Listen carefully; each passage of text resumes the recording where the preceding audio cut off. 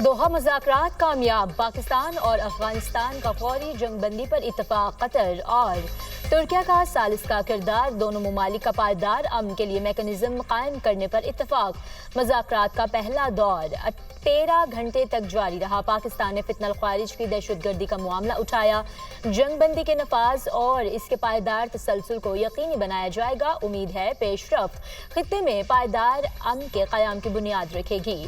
कतरी वज़ारत ख़ारिजा का बयान, दोनों हमसाया ममालिक एक दूसरे की सरजमीन का एहतराम करेंगे। पाकिस्तान की सरजमीन पर अफगानिस्तान से दहशतगर्दी का सिलसिला फिलफौर बंद होगा। इस्तांबुल में 25 अक्टूबर को दोबारा बातचीत होगी। तुर्किया और कतर के किरदार को सराहते हैं, दोनों बरादर ममालिक के बहुत मशहूर हैं। वज़ीर दिफा ख़ारिजा आसिफ का सोशल मीडिया पर बयान। सिक्योरिटी फोर्सेस की फितनल ख्वारिज के खिलाफ बड़ी कामयाबी, अफगान सूबे पक्तिका में दहशतगर्द ठिकानों पर टारगेटेड कार्रवाई। खारजी गुल बहादुर ग्रुप के 70 से ज्यादा दहशतगर्द जहन्नुम वासिल। स्ट्राइक्स में खारजी गुल बहादुर ग्रुप के कई ठिकाने भी तबाह। सरगना, फरमान उल्फ, अलकरामा, सदीकुल्ला, दावर, गाजी मदाखिल भी मारे गए। खारजी मुकर्रब और किस्मतुल्लाह भी अंजाम को पहुंचे। खारजी सरगना गुलाब रहमानी, आदिल और खारजी फजलुर रहमान भी हलाक मारा गया। खारजी फजलुर रहमान खारजी गुल बहादुर का करीबी रिश्तेदार भी था। तमाम खारजी गुल बहादुर ग्रुप के अहम सरगना थे। खारजी गुल बहादुर ग्रुप अफगानिस्तान से पाकिस्तान में दहशतगर्दी में मुलविस है। गुज़श्ता रोज शुमाली वजीरिस्तान में भी इसी ग्रुप ने नाकाम हमला किया। हमले में 3 ख़वातीन, 2 बच्चे और 1 जवान शहीद हुआ। सिक्योरिटी हुकाम।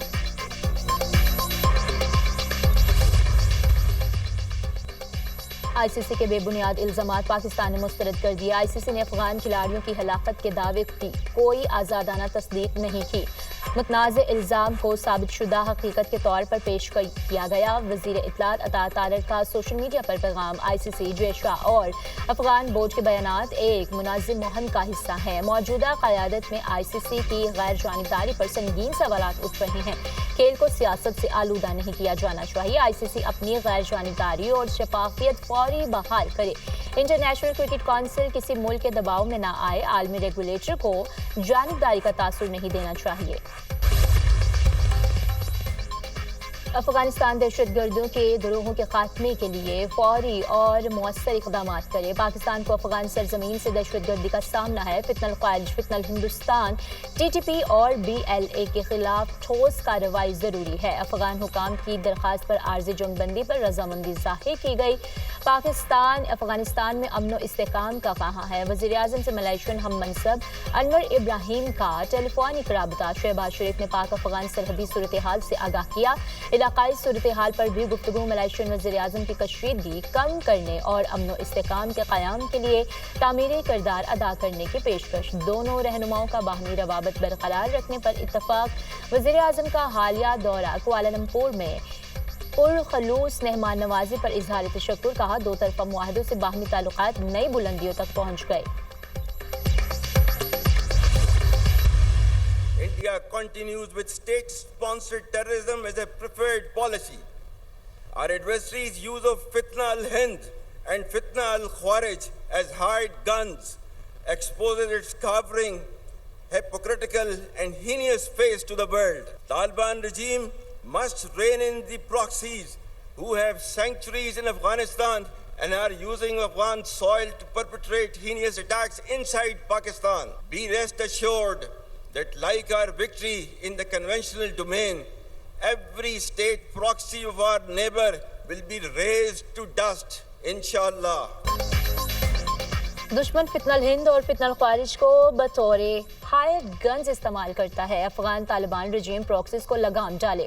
भारतीय प्रॉक्सीज की अफगानिस्तान में पनाहगाहें हैं। प्रॉक्सीज पाकिस्तान में हमलों के लिए अफगान सरजमीन इस्तेमाल करती हैं। पाकिस्तान में दहशतगर्दी के लिए अफगान सरजमीन का इस्तेमाल परेशान कुन है। फील्ड मार्शल का मुल्क से दहशतगर्दी के खात्मे के अज़्म का अयादा। सैयद आसिम मुनीर का काकुल में पासिंग आउट परेड की तकरीब से खिताब। कहा, मुसल्लह अफवाज प्रॉक्सीज की लानत को भी शिकस्त देंगी। रिवायती मैदान में जीत की तरह पड़ोसी की हर रियासती प्रॉक्सी को खाक में मिला दिया जाएगा। इस्लाम की गलत तशरीह करने वाले मुट्ठी भर गुमराह दहशतगर्दों के सामने नहीं झुकेंगे। अफगानिस्तान तशद्दुद के बजाय बाहमी सलामती का इंतखाब करे। حرمین شریفین کے دفاع کے لیے خدمات باعث سے افتخار، سعودی عرب سے دفاعی معاہدہ بھائی چارے کو تقویت دیتا ہے۔ فیلڈ مارشل سید عاصم منیر کا سفارتی محاذ پر پاکستان کی کامیابیوں پر اظہار اطمینان، کہا سفارتی، اقتصادی اور عسکری کامیابیاں پاکستان کو ترقی کی بلند منزلوں تک لے جائیں گی۔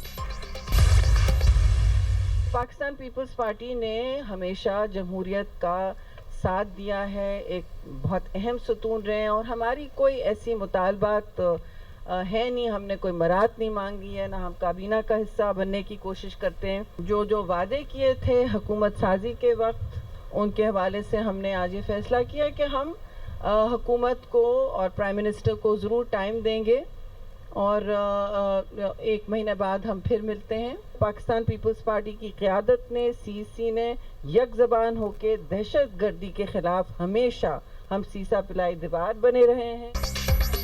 پیپلز پارٹی نے حکومت کو وعدوں پر عمل درآمد کے لیے 1 ماہ کا وقت دے دیا۔ 1 ماہ بعد دیکھیں گے حکومت نے بطور اتحادی کتنے وعدے پورے کیے۔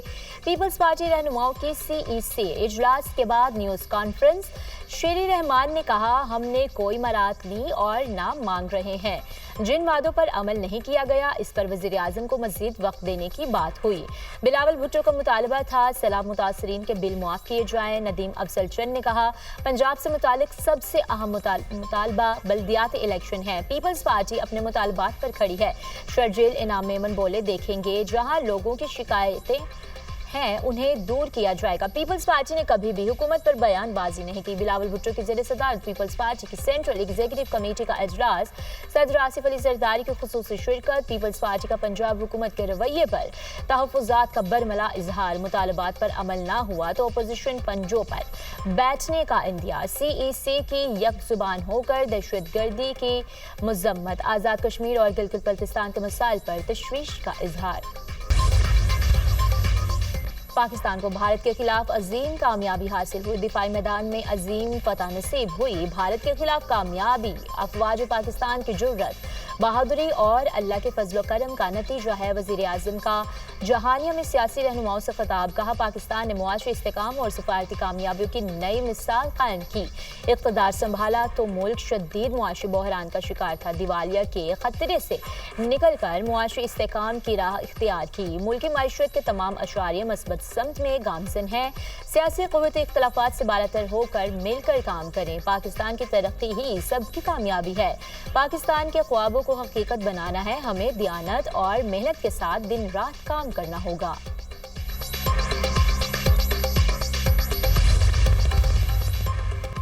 چیف جسٹس یحییٰ افریدی کی زیر صدارت سپریم جوڈیشل کونسل کا اجلاس، ججز کے کوڈ آف کنڈکٹ میں ترمیم، کثرت رائے سے منظور، ضابطہ اخلاق میں ترامیم، تمام اعلیٰ عدلیہ کے ججز کو ارسال کر دی گئی۔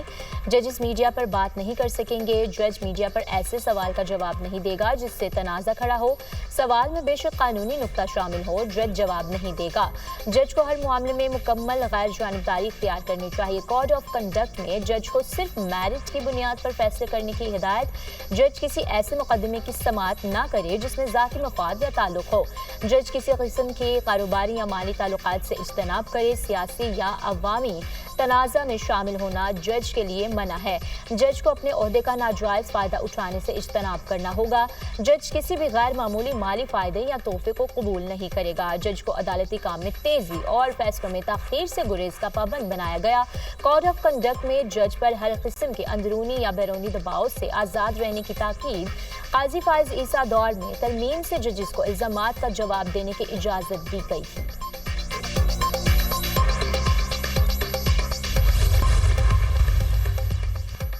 26 نومبر احتجاج کے مقدمہ میں علی مقان کے ناقابل ضمانت وارنٹ گرفتاری کا معاملہ، راولپنڈی پولیس نے علی مقان کی گرفتاری کے لیے ٹیم تشکیل دے دی۔ علی مقان کے وارنٹ پر 14 اپر مال روڈ لاہور کا ایڈریس درج، ATC راولپنڈی نے عدم حاضری پر علی مقان کے وارنٹ گرفتاری جاری کیے تھے۔